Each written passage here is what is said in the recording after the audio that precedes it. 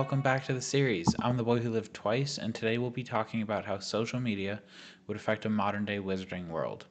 This one gets really fun, so let's get right into it. Now, remember from last time that the Muggle-born students grew up with the internet. They grew up with social media. They grew up in our world today. So these kids have TikTok, they have Instagram, they're used to all these different social media outlets. They're used to constant stimulus from all these different platforms. They know what their friends are up to. They know what's happening across the world. They have all this information. They're constantly spending and receiving attention through these platforms. So, when they get to Hogwarts, though, and they pull out their phones, they don't work. Maybe they can even turn on, but they can't connect to the internet. They can't really do anything. They're kind of just bricks. So, they start going into withdrawal. These kids grew up with constantly getting likes on everything they did, with constantly getting feedback of like, am I good enough? Am I pretty enough? Is what I'm doing interesting enough? Am I smart enough? Am I clever enough? Am I someone that you want to be friends with? And now they're suddenly cut off from that completely and totally. All they have now is interacting with people in person. Ugh. So, yeah, withdrawal is setting in for a substantial portion of the Hogwarts population. But then one enterprising student has an idea. Probably a Ravenclaw, realizes his way around the magical dead zone. They partner with a Slytherin because the Slytherin, of course, has a business savvy, has connections, has the resources, and they get a mail service going. Students can take pictures in Hogwarts and Hogsmeade, wherever they want, with film cameras. They write their captions by hand on parchment, and they owl post them to the headquarters of WOL, Wizards Online. We all remember AOL. I don't actually remember AOL. I just remember commercials for it. Um, they of course have to send it with a sickle, a silver sickle.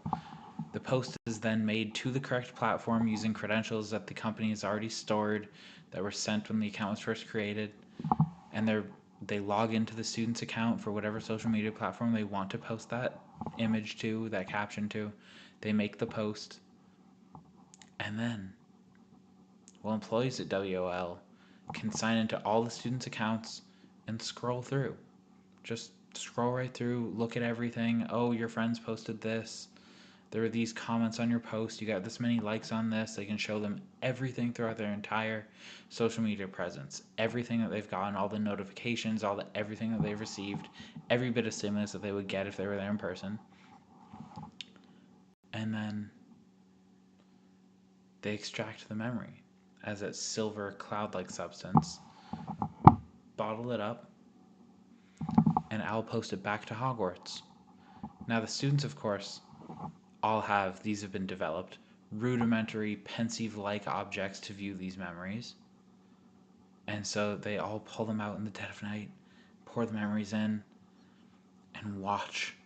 They watch someone doom scrolling through their social media accounts, and they get every single bit of that stimulus that they wanted, that they craved, that they needed. Now, of course, there's like a week-long lag time to send and get back, but they get their fix. It's on a delay, sure, but they get their fix. Now, the magical students, the ones who grew up in magical families, after not very long, start to notice this really weird thing going on every night where all the Muggle-born kids are hunched over these little devices, staring mesmerized and totally fixated. So, hey, what are you doing?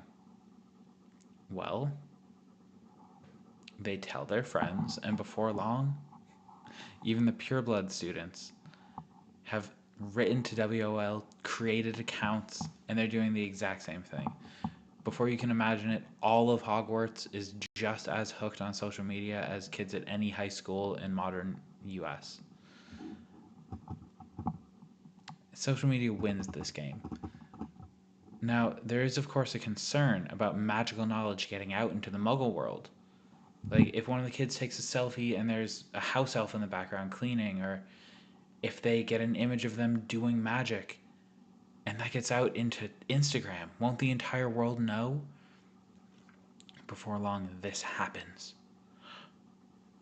A student is taking a selfie in front of a mirror in the common room, and they get a cleaning house elf in the back. They post it without realizing what's in the image.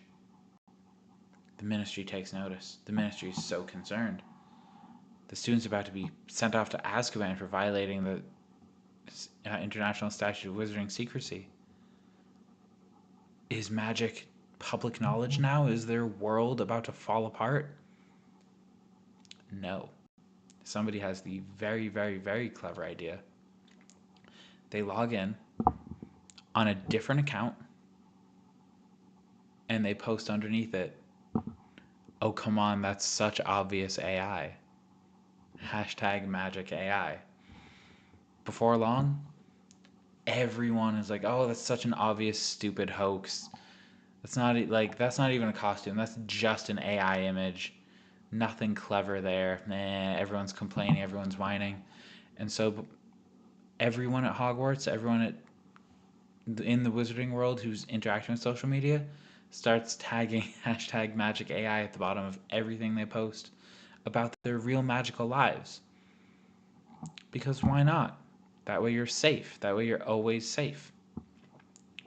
Now, with the students now totally, completely free to be posting whatever they want, protected by this magic AI hashtag, pretty soon, some of these students at Hogwarts are actually very notable influencers with massive followings. They are, even if everyone thinks it's AI augmented, they are posting really cool pictures. And of course, some of them are attractive young adults. And so they're posting really cool pictures of themselves looking good in front of magic. Is it AI magic? Is it real magic? The muggles don't know. They just know it looks cool. So they build massive followings. Of course, the students at the other magic schools catch on as well. Students across different schools, international student bodies, figure out how to discern what is actually magic AI, because muggles have of course started using the hashtag as well. They figured out how to differentiate actual AI from just the cover hashtag magic AI. And so now there's an entire sub-community on every social media platform of magical students interacting with each other, posting, tagging each other and everything. There's this massive international collaboration. The international magical world is closer than it has ever been before, all thanks to the genuine magic of social media.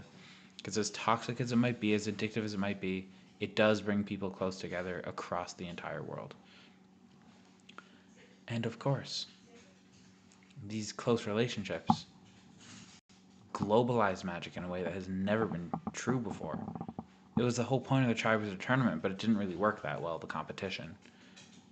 International magical cooperation, as Hermione would say. Well, now there is actual international magical cooperation, just mostly on Instagram. And we will follow up on that next episode. If you enjoyed this and if you want to hear more, if you want to hear about globalization or any other ideas that I'm going to explore on this channel, please like and subscribe, and I'll see you next time. Have a good one.